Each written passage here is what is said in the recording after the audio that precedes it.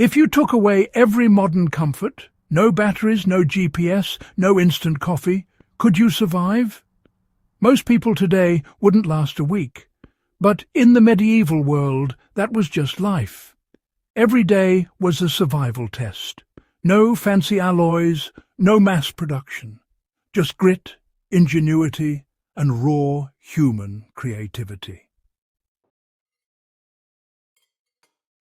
And here's the twist. Some of the tools they built to survive the wild cold and chaos of their age are still unbeatable today. Not just museum curiosities, but living proof that simplicity, when done right, is stronger than any gadget. These 8 lost medieval survival tools didn't just keep people alive, they shaped civilizations.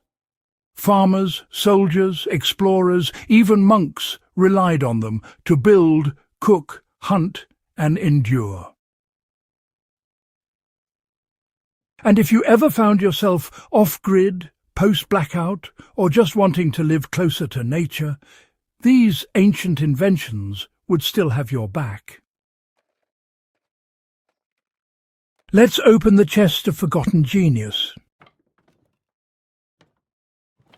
The axe that never quits. Forget the Hollywood battle axes. The real hero of medieval survival was the bushcraft axe. Small, balanced, and brutally efficient. This wasn't a weapon, it was a lifeline. Crafted with precision, one side of the head was razor-sharp for cutting, and the other was a flat hammer for pounding stakes or crushing bark. It could fell trees, split firewood, shape beams, or drive tent pegs, all in a single day's work. In short, it replaced half your toolkit. Medieval foresters and travellers carried it everywhere, knowing that one solid swing could mean the difference between shelter and exposure. Modern survivalists still swear by the same design. Why? Because balance and edge retention never go out of style. When your flashlight dies and your fancy folding knife breaks, the medieval axe will still keep chopping. Before power tools and sawmills, the draw knife was the carpenter's secret weapon. Just a blade with handles on both ends, but oh, what it could do. This tool shaped the medieval world one stroke at a time, stripping bark from logs, carving beams for huts, smoothing wagon handles, or fashioning bows. Its efficiency lay in its simplicity.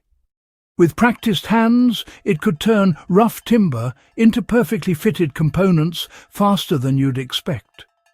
The draw knife didn't just build homes, it built communities. Every medieval settlement relied on it, from frontier villages to castle workshops. And even today, for traditional woodworkers and off-grid builders, nothing really beats the control and silence of a well-honed draw knife. When darkness fell in the medieval world, fire wasn't just warmth, it was survival. And the tool that made it possible day after day was the flint and steel kit.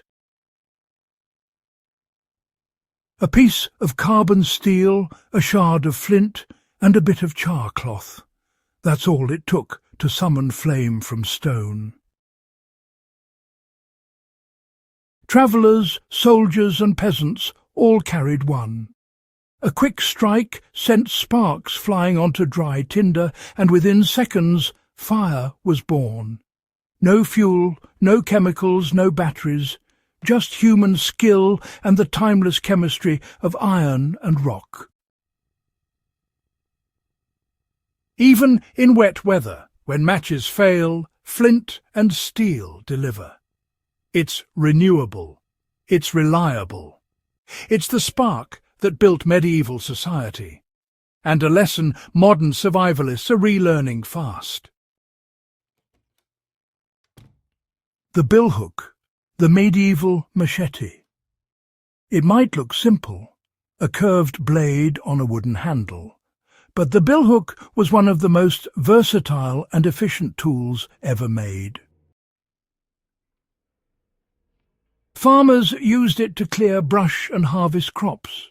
Soldiers used it to cut paths through dense forest or sharpen stakes for fortifications. Its curve gave every swing a natural slicing motion, making it safer and more controlled than a straight-edged knife. You could chop, prune, gather and shape wood without changing tools. Foragers and bushcrafters today still rely on similar designs for managing campfire wood-building shelters and processing plants. The billhook proves that true survival tools evolve slowly, because perfection doesn't need an upgrade. The mortar and pestle, the medieval blender, if you will. Long before the age of grinders, mixers and blenders, there existed this humble tool. Every household, you see, had one, whether carved from stone or wood. It was used for everything, from grinding grain into flour to crushing herbs for medicine. Quite the versatile tool, wouldn't you agree? In times of scarcity, this tool was invaluable. It could turn acorns, seeds and nuts into edible flour, and in times of sickness it had the power to transform roots and leaves into healing powders. Truly remarkable, isn't it? The mortar and pestle was more than just a kitchen tool. It was the chemistry set of the medieval world, a testament to human ingenuity. It reminds us that survival isn't just about food, but about health as well. A lesson from the past that still holds true today. Today, herbalists and survival preppers still keep one on hand. It's simple, silent, and never breaks down. A medieval innovation that outlasted empires. Water was life, and carrying it safely was an art. Medieval communities mastered that art with clay jugs, wooden barrels, and leather water skins. These weren't crude containers. They were carefully engineered for durability and reuse. Clay kept water cool even under the sun. Leather skins were flexible and easy to carry on long journeys. Wooden barrels sealed with pitch held precious supplies through seasons of travel and trade. In a world without plastic, these containers were entirely biodegradable, repairable, and perfectly suited for survival. Even centuries later, their eco-friendly design outclasses much of what we throw away today. Smoke racks, the first food preservers. Before refrigeration, the medieval world turned to smoke as its preservative. Simple wooden racks built over smouldering fires transform meat and fish into long-lasting, shelf-stable food. This wasn't just clever, it was vital. Villages depended on smoked food to survive harsh winters or long journeys. The slow smoke cured and flavoured the meat, keeping bacteria at bay for months. It's a time-tested method that has served humanity well through the ages. Even modern survivalists still build smoke racks in the wild because they just work. No power, no chemicals, no waste, just fire, patience, and the oldest preservation method in human history. It's simple, yet incredibly effective. Centuries before refrigeration, medieval people used the earth itself to keep food fresh. They dug underground storage pits, lined them with straw, and stored root vegetables, grains, or salted meat inside. Ingenious, isn't it? A natural solution that stood the test of time. The ground provided natural insulation, cool in summer, frost-free in winter. It was, honestly, the perfect survival hack, balancing humidity and temperature naturally. Some pits could preserve crops for months without any energy source at all.